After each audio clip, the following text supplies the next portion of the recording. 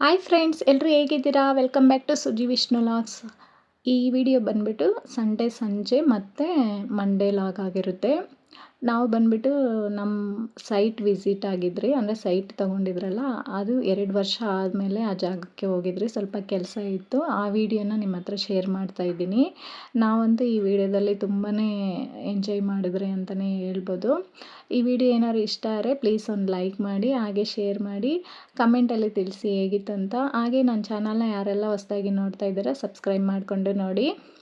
Sunday ಸಾಯಂಕಾಲ ಬಂದುಬಿಟ್ಟು ನಮ್ಮ ಅತ್ತೆ ಮನೆಗೆ ಹೋದ್ರಿ. ನಮ್ಮ ಮನೆಯಿಂದ ಒಂದು 3/4 ಅವರ್ ಆಗುತ್ತೆ ಗಾಡಿಯಲ್ಲಿ ಹೋದರೆ. ಇನ್ನು ಅಲ್ಲಿ ಹೋಗಿ ಸ್ವಲ್ಪ ಮನೆಯೆಲ್ಲ ಕ್ಲೀನ್ ಮಾಡಿಬಿಟ್ಟು, ಇದು ಬಂದುಬಿಟ್ಟು ಮಾದಾಶಿಲೆ ಅವ್ರು ಬಂದುಬಿಟ್ಟು ಈ ದೇವ್ರನ್ನ ಮುಗಿತಾರೆ. ಅವ್ರಿಗೆ ಈ ದೇವ್ರು ಅಂದರೆ ತುಂಬಾ ಇಷ್ಟ. ಇನ್ನು ಮನೇಲಿ ಇಟ್ಕೊಂಡಿದ್ದಾರೆ, ಅದಕ್ಕೆ ಸೀರೆ ಎಲ್ಲ ಉಡ್ಸೋದಕ್ಕೆ ಬರಲ್ಲ ಅವ್ರಿಗೆ. ಇನ್ನು ನಾನು ಯಾವಾಗ ಹೋದ್ರೂ ಅದನ್ನೆಲ್ಲ ಕ್ಲೀನ್ ಮಾಡಿ ದೇವ್ರನ್ನ ಈ ಥರ ಬ್ಲೌಸ್ ಪೀಸಲ್ಲಿ ಚಿಕ್ಕದಾಗಿ ಫ್ರಿಲ್ ಥರ ಇಟ್ಬಿಟ್ಟು ಸೀರೆ ಎಲ್ಲ ಉಡಿಸ್ದೆ. ನಮ್ಮ ಅತ್ತೆ ಬಂದುಬಿಟ್ಟು ಕ್ರಿಶ್ಚಿಯನ್ ಅಲ್ಲ, ಆದರೆ ಅವ್ರಿಗೆ ಒಂದು ನಂಬಿಕೆ ದೇವ್ರ ಮೇಲೆ. ಏನಂದರೆ ಇವಾಗ ಏನಾದ್ರು ಒಂದು ಕಷ್ಟ ಬಂದಾಗ ಆ ದೇವ್ರನ್ನ ನೆನ್ಸ್ಕೊಂಡು ಹೋಗಿರ್ತೀರಿ, ಅದು ಸಕ್ಸಸ್ಫುಲ್ ಆದಾಗ ಆ ದೇವ್ರನ್ನ ನಂಬಬೇಕು ಅನಿಸುತ್ತೆ. ಆ ಥರ ಒಂದು 3-4 ವಿಷಯಗಳಲ್ಲಿ ಅವ್ರಿಗೆ ಸಕ್ಸಸ್ ಆಗಿರೋದ್ರಿಂದ ಅವರು ಈ ದೇವ್ರನ್ನ ನಂಬ್ತಾರೆ. ಆ ಶಿಲೆನ ಇಟ್ಕೋಬೇಕು ಅಂತ ಹೇಳ್ಬಿಟ್ಟು ವೇಲಂಗಣಿಯಿಂದ ತೊಗೊಂಬಂದು ಇಟ್ಕೊಂಡ್ರು.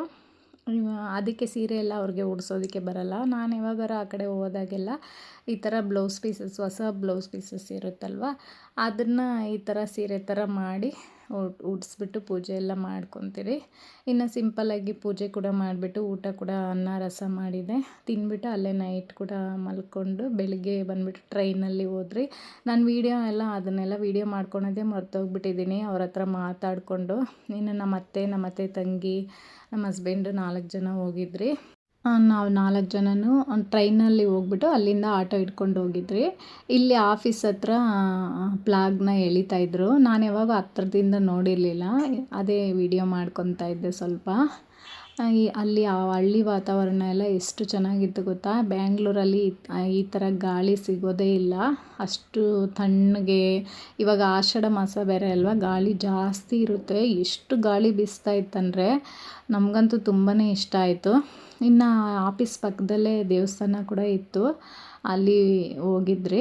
ಇವಾಗ ಇಲ್ಲಿ ನಿಂತಿದ್ದಾರಲ್ಲ ಒಬ್ಬರು ಕೂತ್ಕೊಂಡಿದ್ದಾರಲ್ಲ, ಇವ್ರು ನಿಂತಿರೋರು ನಮ್ಮ ಹಸ್ಬೆಂಡ್ ಅವರ ಅಮ್ಮ, ಅಂದರೆ ನಮ್ಮ ಅತ್ತೆ ಅವ್ರ ತಂಗಿ ಚಿಕ್ಕತ್ತೆ.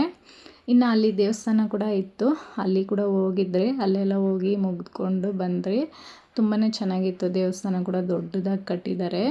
ಇನ್ನು ಕ್ಲೋಸ್ ಮಾಡಿಬಿಟ್ಟಿದ್ರು, ಹೊರಗಡೆನೇ ನಿಂತ್ಕೊಂಡು ಮುಗಿದ್ಕೊಂಡು ಬಂದ್ರಿ. ಅಲ್ಲಿ ಕ್ಲೈಮೇಟು, ಆ ವಾತಾವರಣ, ಹಳ್ಳಿ ಅಂದ್ರೇ ತುಂಬಾ ಇಷ್ಟ ಆಗುತ್ತೆ ನನಗಂತೂ. ಆ ಕಡೆನೇ ಇರಬೇಕು ಅಂತ ನನಗೆ ತುಂಬ ಇಷ್ಟ. ಮನೆಯೆಲ್ಲ ಕಟ್ಕೊಂಡು ಪೀಸ್ಫುಲ್ಲಾಗಿ ಇರ್ಬೋದು ನಾವು. ಯಾರು ಏನಾರು ಒಂದು ಬಿಸ್ನೆಸ್ ಮಾಡಿಕೊಂಡು ಇದ್ಬಿಡ್ಬೋದು ಹಳ್ಳಿ ಕಡೆನೇ, ಹಂಗಂತ ಹೇಳ್ಬಿಟ್ಟೆ ನಾವು ಈ ಕಡೆನೇ ತೆಗ್ದಿರೋದು.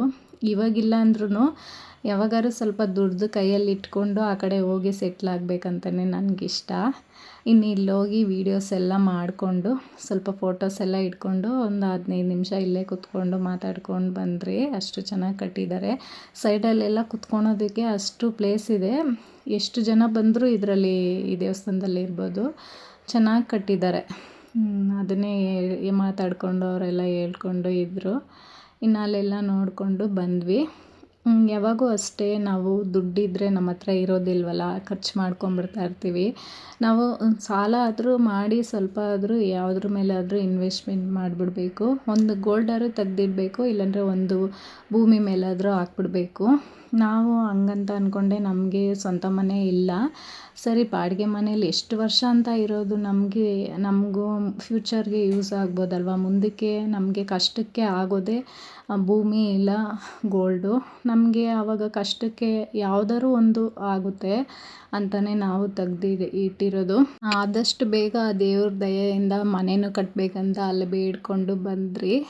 ಅದೇನಾದ್ರು ಸಕ್ಸಸ್ ಆದರೆ ಅದಕ್ಕಿಂತ ಬೇರೆ ಏನೇ ಇಲ್ಲ. ಎಷ್ಟು ದಿನ ಅಂತ ಬೆಂಗಳೂರಲ್ಲಿ ಬಾಡಿಗೆನೇ ಕಟ್ಕೊಂಡಿರೋದಲ್ವ. ಇನ್ನು ಸ್ವಲ್ಪ ಅಲ್ಲಿ ಎಲೆಗಳೆಲ್ಲ ಇತ್ತು, ನೀಲಗಿರಿ ಎಲೆಗಳು, ಅದನ್ನೆಲ್ಲ ಕಿತ್ಕೊಂಡ್ಬಂದ್ರಿ.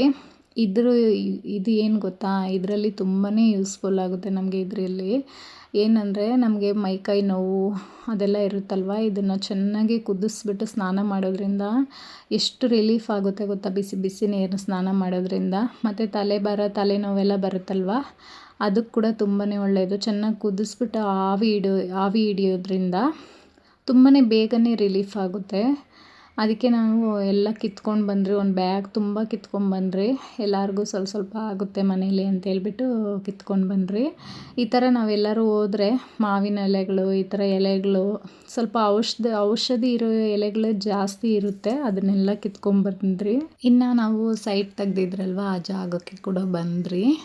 ಅದು ಇಲ್ಲಿ ಬಂದುಬಿಟ್ಟು 1-2 ವರ್ಷ ಆಗಿತ್ತು ಸೈಟ್ ತೆಗ್ದು. ಇಲ್ಲಿ ಬಂದೇ ಇರಲಿಲ್ಲ. ಸರಿ ಕಾಂಪೌಂಡ್ ಎಲ್ಲ ಹಾಕ್ಸ್ಬಿಡೋಣ, ನೋಡ್ಕೊಂಡು ಹೋಗೋಣ, ಇವಾಗ ಆಷಾಢ ತಿಂಗಳಲ್ಲ, ಸರಿ ಬೇಡ ಬರೋ ತಿಂಗಳು ಹಾಕೋಣ ಅಂತೇಳ್ಬಿಟ್ಟು ಸುಮ್ಮನೆ ಒಂದು ಸರಿ ನೋಡ್ಕೊಂಬರೋಣ ಅಂತಲೇ ಹೋಗಿದ್ದು. ಹಾಗೆ ಪೆಂಡಿಂಗ್ ಕೆಲಸಗಳು ಇತ್ತಲ್ಲ, ಅದೆಲ್ಲ ಮುಗಿಸ್ಕೊಂಡು ಬರೋಣ ಅಂತಲೇ ಹೋಗಿದ್ದು.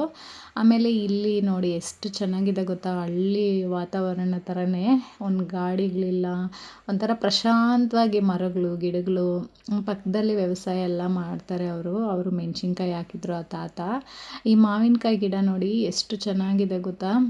ಮಾವಿನಕಾಯಿಗಳು ಎಷ್ಟೊಂದು ಬಿಟ್ಟಿತ್ತು, ಅಲ್ಲೇ ಹಣ್ಣುಗಳೆಲ್ಲ ಆಗೋಗಿತ್ತು, ಸ್ವೀಟಾಗಿತ್ತು ಕಾಯಿಗಳು. ಇನ್ನು ಈ ತಾತ ಅವಾಗೆ ಸೈಟ್ ತೆಗಿಯೋವಾಗೆ ಪರಿಚಯ ಆಗಿದ್ದರು. ಇನ್ನು ಅವರು ಹತ್ರ ಮಾತಾಡಿಕೊಂಡು ಅವ್ರು ಮಾವಿನಕಾಯಿ ಎಲ್ಲ ಕೊಟ್ಟರು. ಇನ್ನು ಅಲ್ಲೇ ಹೊಡ್ಕೊಂಡು ತಿಂದ್ರಿ. ತುಂಬಾ ಸ್ವೀಟಾಗಿತ್ತು, ಸ್ವಲ್ಪನೂ ಹುಳಿನೇ ಇಲ್ಲ, ಆ ಥರ ಇತ್ತು. ಎಷ್ಟು ಚೆನ್ನಾಗಿತ್ತು ಗೊತ್ತಾ. ಉಪ್ಪು ಖಾರನೇ ಬೇಡ, ಹಂಗೆ ತಿಂದ್ಬಿಡ್ಬೋದು. ಇನ್ನು ನಮ್ಮ ಅತ್ತೆಯವರೆಲ್ಲ ಕಟ್ ಮಾಡಿ ಹಂಗೆ ಒಡೆದು ಎಲ್ಲರೂ ತಿಂತಾಯಿದ್ರಿ.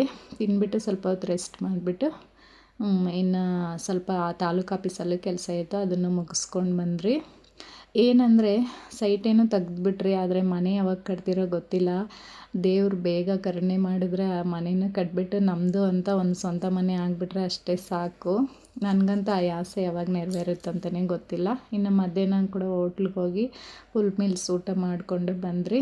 ಇನ್ನು ಈ ವಿಡಿಯೋ ಇಲ್ಲಿಗೆ ಎಂಡ್ ಮಾಡ್ತಾಯಿದ್ದೀನಿ. ಈ ವಿಡಿಯೋ ಏನಾದ್ರು ಇಷ್ಟ ಆದರೆ ಪ್ಲೀಸ್ ಒಂದು ಲೈಕ್ ಮಾಡಿ, ಹಾಗೆ ನನ್ನ ಚಾನಲ್ನ ಸಬ್ಸ್ಕ್ರೈಬ್ ಮಾಡಿಕೊಂಡು ನೋಡಿ. Thank you.